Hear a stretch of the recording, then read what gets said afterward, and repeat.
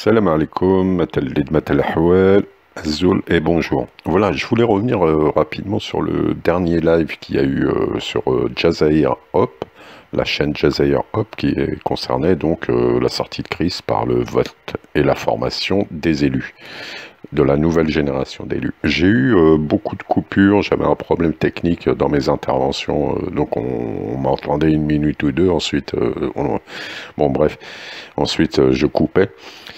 Donc là, je vais revenir rapidement juste pour ceux qui n'ont pas entendu le live, je vous invite à aller le voir. Et puis pour ceux qui l'ont entendu et qui ont donc entendu mes coupures, etc., je vais juste faire un résumé de l'argumentaire que j'aurais dû faire sans coupure. Voilà.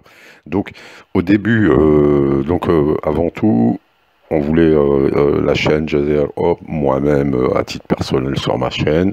Je répète que nous sommes, même si on n'est plus soutien du Fouhirak actuel, parce qu'on le considère comme un Fouhirak, cette nébuleuse, c'est manipulé, etc. On en est convaincu, bref. Même s'il y a énormément de gens qui sont sincères dedans, hein, ça, il n'y a pas de problème. Nous, on faisait tous partie du vrai Hirak du 22 février 2019. Voilà. Les millions et millions d'Algériens qui ne sont plus dans la rue. Tout le monde l'a constaté. Ça n'a rien à voir avec le 22 février 2019. Donc, nous sommes des vrais opposants à la mauvaise gouvernance. Nous ne sommes pas des soutiens du système. Et nous n'avons pas peur du changement. Voilà. Ça, c'est clair. On veut la vraie démocratie, un état de droit, des gens compétents, non corrompus, aux responsabilités. Voilà.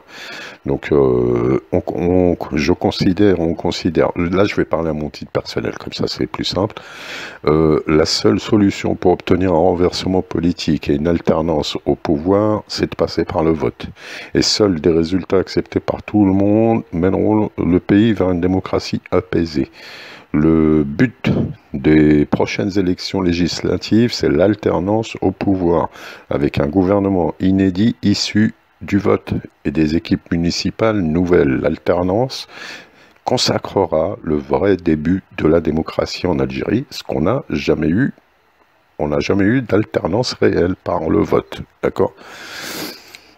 Alors, donc je vais parler quand même à ceux qui sont dans le Hirak et avec différents points de vue. Alors, ceux de la transition de la constituante. Radio OM, Nebni et compagnie. Tous les démocrates, entre guillemets. Donc eux, souvent, ils se basent sur des exemples d'autres pays, tels que la Tunisie, l'Argentine, la Tchécoslovaquie, etc., à travers le monde, Portugal, qui ont eu donc des transitions entre un régime plutôt autoritaire militaire et un régime démocratique. Donc ils comparent tout ça et disent, nous, on peut aussi faire notre version de tout ça. Mais en se basant sur d'autres pays, ils oublient que c'est d'autres paramètres nationaux qui ne tiennent pas compte des spécificités politiques et historiques de notre pays, l'Algérie. Et eux-mêmes, ces gens-là, ils n'ont jamais réussi, en 2 ans, à monter un projet crédible et à désigner un groupe. Alors, ils proposent de désigner un groupe issu d'un consensus, on ne comprend pas très bien quel consensus, sans passer par un vote, ce qui n'est pas viable. C'est pas possible, puisque moi, je voudrais qu'il y ait... la dernière fois, Nabni, il nous parlait de 150 personnes. Mais moi, qui sont ces 150 personnes s'ils ne sont pas désignés par un vote, ça n'est pas possible, puisque moi je veux un tel, l'autre il veut un tel, etc. Comment on les désigne? Bref, et ça fait 2 ans qu'ils nous rabattent les oreilles avec ça, sans avoir au moins pondu le projet de A à Z pour nous convaincre. Et on attendait que ça, nous, depuis le début. Mais bon, tant pis. Donc il y a par rapport aux pays qu'on peut éventuellement comparer comme ça au niveau de la situation, c'est un pays... Alors, je vais vous le dire direct, c'est la Corée du Sud, parce que eux, depuis 1948, ils ont eu un régime militaro-démocratico-autoritaire, hein, d'accord ?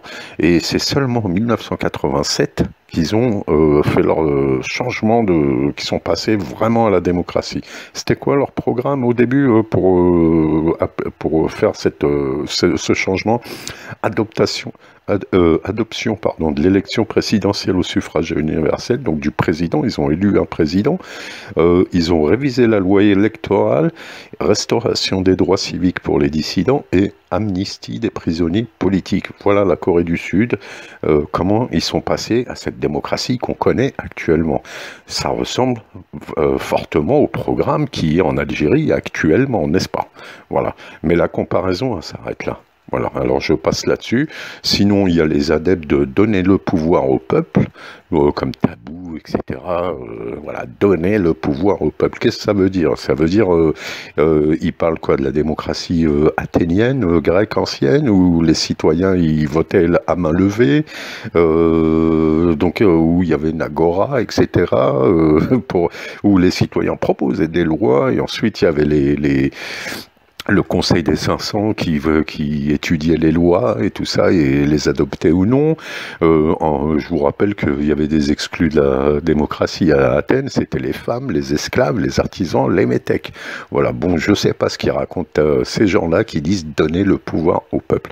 Parce qu'au XXIe siècle, le peuple souverain, il élit des représentants au Parlement. Et les résultats du vote donnent un gouvernement issu du vote, donc du peuple souverain. C'est ça, là, donner le pouvoir au peuple. Les articles 7 et 8 de la Constitution algérienne, le peuple souverain, faut aller jusqu'au bout. Le peuple souverain exprime sa souveraineté par le vote. Voilà. Ok, donc là, juste pour faire un petit mot, par rapport aux deux derniers votes en Algérie, c'est-à-dire la présidentielle 2019 et la Constitution, au niveau des chiffres, bon, on les connaît, 40% pour la présidentielle, 23% pour le référendum. Je rappelle que sur ces chiffres, à la présidentielle, il y a eu même pas 9% d'Algériens de l'étranger, pourtant il y en a des millions, et au référendum, sur 5 600 000 qui ont voté en tout, il n'y a eu que 45 000 votants résidant à l'étranger, ce qui est hyper peu. Hyper peu. Voilà, c'est très important, quoi. Voilà. Alors, pour le taux d'abstention, alors tous ils disent oui, surtout au référendum, c'est historique, etc. Moi, je dis pas que ce taux d'abstention, il est historique, parce que je pense qu'il a toujours existé. C'est un résultat historique. On a annoncé les vrais chiffres pour une fois. Voilà. Et de plus, personne n'a de légitimité à revendiquer les abstentionnistes comme favorables à son propre camp. Parce que c'est ce qu'ils font souvent. Ils disent oui, puisque 80% se sont abstenus, c'est qu'ils sont d'accord avec nous, la transition, etc. C'est archi faux. Archi faux. Ça, c'est juste de la politique, du mensonge, de la tricherie. Voilà. Donc maintenant, on a un organisme qui est l'ANI, hein, donc pour le moment imparfaite, etc., pour l'autorité nationale indépendante des élections. Imparfaite, mais qui n'a rien à voir avec l'ancien système. Et bon, là, je ne vais pas détailler, parce que ça a été fait dans le live, où je vous invite à aller le voir. Mais c'est quand même, ça permet quand même d'avoir des résultats beaucoup plus précis et beaucoup plus vrais que ce qu'il y avait avant. Et quoi qu'il en soit, tout peut s'améliorer, évidemment. Le système même les membres de l'ANI, avec le prochain Parlement, il faudra revoter une loi pour reconsacrer l'indépendance de l'ANI, la renforcer, etc., par plusieurs petites mesures très intéressantes dont on a parlé dans le live, voilà, et quoi qu'il en soit, un peuple qui ne surveille pas les urnes le jour du vote, qui ne surveille pas les élections, qui ne surveille pas les résultats, franchement, dans toutes les démocraties du monde, les gens du peuple vont surveiller. Ils vont surveiller, ils participent à la surveillance des résultats. Il n'y a que nous. Nous, soit on vote pas, soit ceux qui votent, ils rentrent chez eux et après ils s'en fichent. Voilà, en gros. Hein. Voilà. Donc il faut bien aussi que le peuple surveille pour que tout le monde soit sûr que les résultats du vote, ce qu'on a voté, c'est réel, les résultats sont réels. Voilà. Donc bon, ce que je voulais résumer, comme ça c'est fait. On veut la démocratie par le vote. On espère que le vote s'imposera dans l'opinion publique algérienne. C'est la meilleure manière de sortir de ce marasme et la meilleure manière d'avoir une alternance au pouvoir, je le répète. Voilà, celui qui se présente et qui gagne, il prend le pouvoir, il prend le prochain gouvernement, et ce gouvernement actuel laisse sa place. C'est ça, la démocratie, c'est pas autre chose.